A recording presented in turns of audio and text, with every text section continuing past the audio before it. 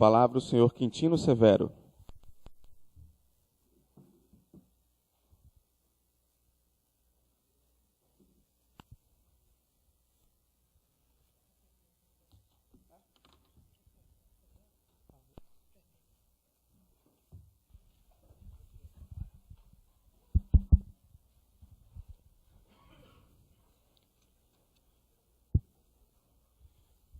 Bom, inicialmente quero cumprimentar a todos e todas, um bom dia, a nossa saudação, aqui em nome do CODEFAT, do Conselho do Fundo de Amparo ao Trabalhador, saudar a todos e todas as bancadas que estão aqui, os setores, os trabalhadores também aqui do Ministério, vários trabalhadores do setor público, academia, enfim, o DIESE, os companheiros e companheiras, porque eu sou, evidentemente, sindicalista, represento aqui na bancada dos trabalhadores, hoje na presença do CODEFAT. Quero cumprimentar aqui também o Kênio, parabenizar pela belíssima apresentação, cumprimentar o Silvani, que também é conselheiro junto conosco no CODEFAT. E eu não vou fazer nenhuma apresentação aqui em PowerPoint, mas quero falar um pouco da importância desse seminário, da importância desse debate que nós estamos realizando aqui desde ontem, né? Eu não tenho dúvida de que isso ontem foi bem destacado, do problema que é a rotatividade no nosso país. E que, portanto, nós queremos, evidentemente, tratar desse tema como um tema que é de responsabilidade de todos nós. Mesmo aqueles, e nós que estamos, na verdade, à frente dos conselhos, também temos, de alguma forma, responsabilidade com esse tema e queremos, evidentemente, intervir no espaço que é nos oferecido e aonde a gente pode intervir no sentido de melhorar e de garantir que a gente supere o problema que é o problema da rotatividade. Mas antes de falar disso, eu queria muito rapidamente falar um pouco do FAT, né, que eu acho que aqui certamente todos vocês já ouviram falar, né, mas o papel, né, do FAT no nosso país, ele é um papel muito semelhante ao papel que tem o FGTS, ou seja, poder produzir políticas públicas, especialmente na área da geração de trabalho e renda, da qualificação profissional e, acima de tudo, amparar os trabalhadores e trabalhadoras no momento mais difícil da sua vida, que é o momento do desemprego. Então, portanto, esse é o papel, né, essencial do FAT. E o nosso conselho, o CODEFAT, tem a responsabilidade, né, de gerir esse fundo e, ao mesmo tempo, produzir propostas e políticas para que esses recursos sejam bem aplicados na ponta, né, na atividade fim, que é pelo qual ele foi constituído no nosso país como um fundo importante e que hoje, junto com o FGTS, são os dois grandes fundos públicos, né, que nós temos no nosso país, que tem dado sustentação para várias políticas públicas no âmbito, né, tanto da geração de emprego, como também na melhoria das condições de vida da população brasileira, especialmente quando se fala do FGTS no âmbito da habitação e do saneamento público, mas em especial na habitação. Então, portanto, o FAT, né, ele se reveste desse papel importante, juntamente aí com o FGTS, na produção de políticas, no financiamento de políticas públicas para o nosso país e para a nossa população. Eu tenho certeza, e ontem, na verdade, voltando então ao tema da rotatividade, ficou claro esse grande problema. É um problema nacional, é um problema colocado para todos nós. E, evidentemente, que também aparecem várias visões, né? Evidentemente que sabemos que é um problema, mas temos interpretações diferentes, né? E é natural, na sociedade, termos interpretações diferentes de qual é a origem do problema da rotatividade. Então, portanto, independente, né, da origem que cada um de nós interpreta, para nós do FAT, em especial no CODEFAT, né, o problema é as consequências que ela gera. Ou seja, hoje nós temos certeza de que boa parte das despesas que nós temos com seguro-desemprego, ela vem em função, né, de um alto índice de rotatividade. Independente aqui, como eu falei anteriormente, da visão que cada um tenha sobre a origem da rotatividade. Mas para nós, e por isso que nós queremos discutir esse tema, e nós temos feito vários debates, né, no âmbito do Conselho, no sentido de encontrar, né, instrumentos que possibilite e que dê realmente condições para que a rotatividade seja reduzida a níveis aceitáveis no nosso país. Então, portanto, a nossa presença, a nossa responsabilidade enquanto Conselho, nós não vamos fugir dela e queremos enfrentar, né, fazendo propostas e fazendo esse debate, aprofundando esse debate no interior do Conselho e ajudando, né, os outros atores, né, da sociedade a produzir propostas que levem a reduzir, né, significativamente, né, a rotatividade, portanto, no âmbito do Conselho, no âmbito do FAT, reduzir as consequências que são, já falei aqui, as consequências de uma grande e profundo dispêndio em relação àquilo que nós pagamos, né, de seguro-desemprego. Então, eu não tenho dúvida de que esse é, para todos nós, um esforço conjunto de combate à rotatividade.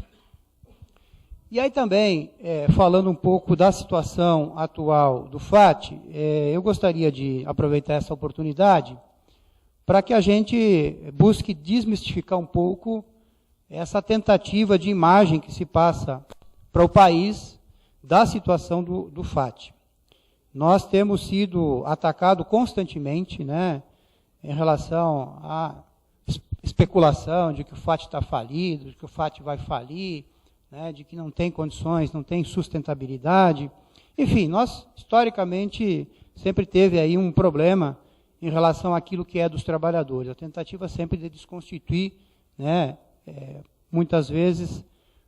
intencional, outras vezes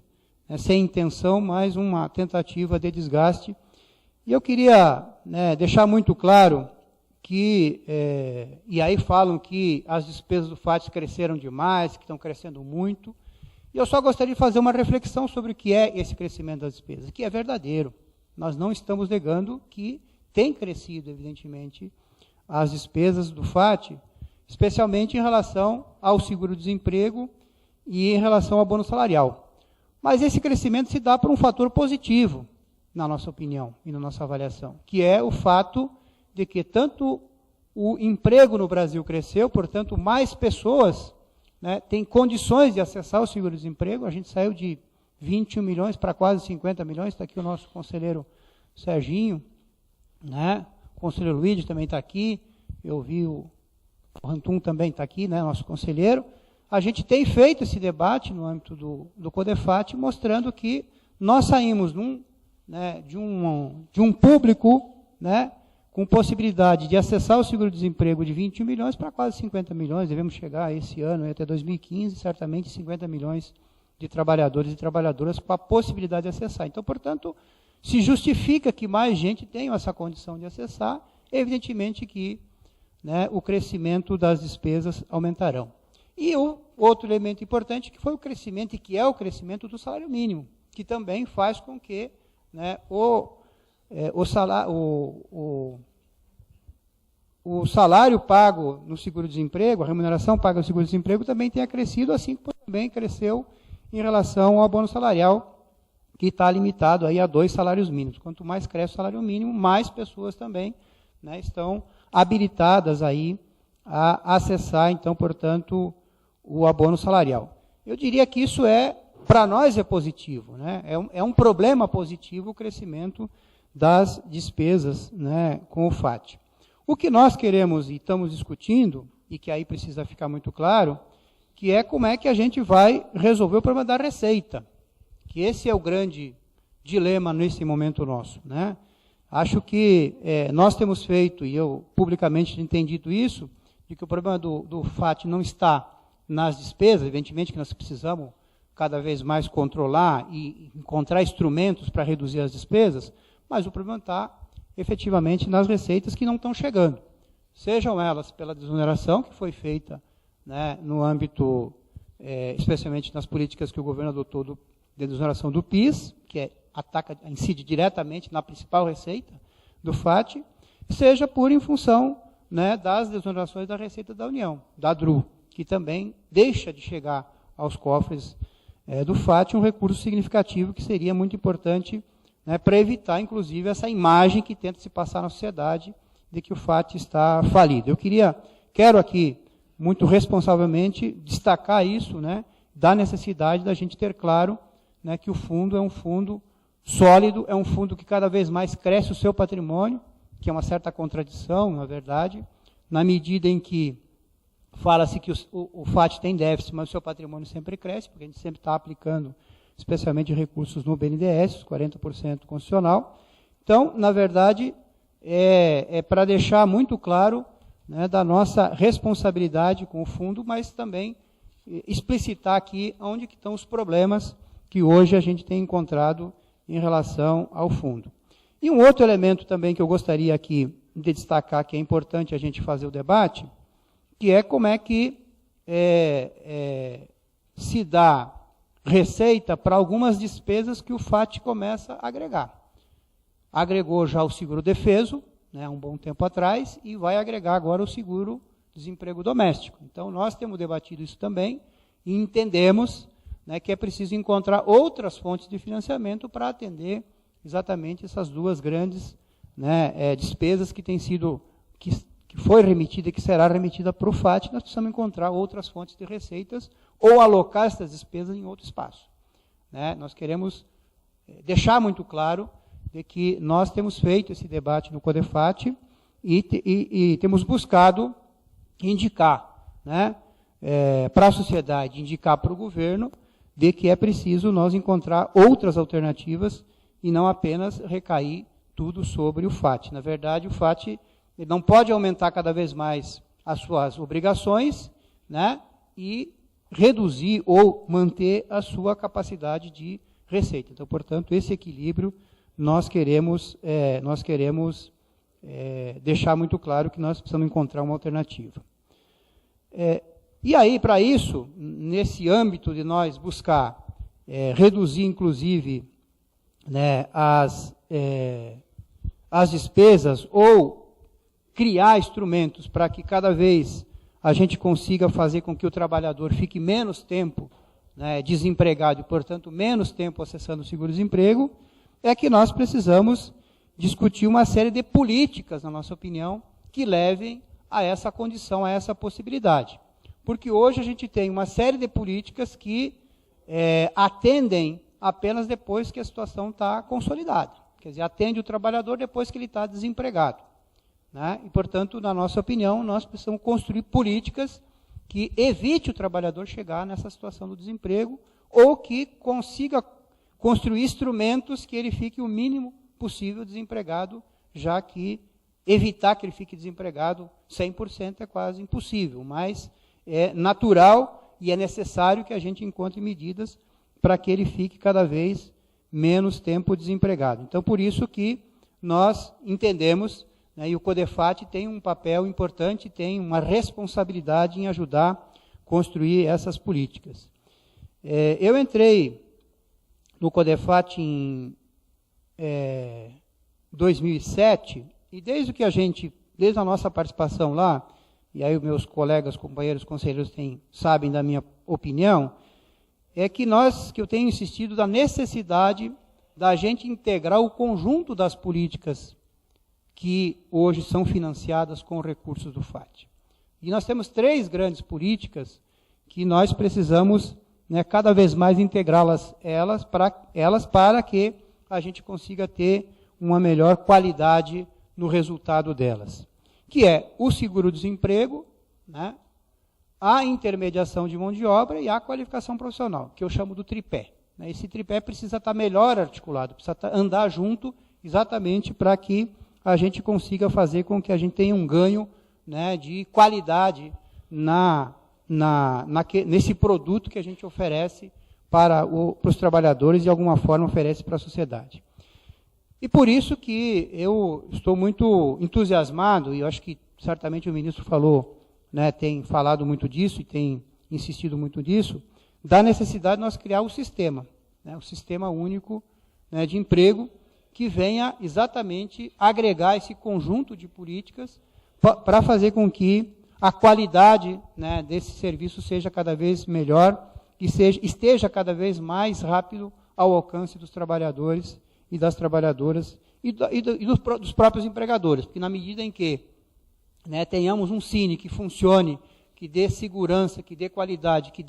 ofereça uma mão de obra qualificada, também, né, os empregadores, né, não só os trabalhadores, vão se beneficiar com essas políticas, dado que nós teremos, né, uma oferta muito melhor para atender o mercado de trabalho e para atender a demanda que tem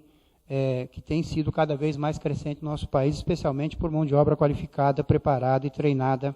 para atender aí a demanda das empresas. Então, portanto, essa experiência, essa iniciativa que o Ministério tomou, para nós do CODEFAT é muito importante, porque vem corroborar com aquilo que nós viemos aprofundando e debatendo há muitos anos, nessa necessidade de integração aí do conjunto das políticas. Então, portanto, esta é uma das políticas. Certamente teremos outras tantas políticas necessárias para que a gente consiga atuar de forma melhor, mais articulada, fazendo com que a qualidade, né, do serviço prestado seja cada vez maior, né, e a agilidade seja cada vez maior também no sentido do trabalhador, né, ou muitas vezes do empregador, não ficar tanto tempo esperando, né, para realocar a mão de obra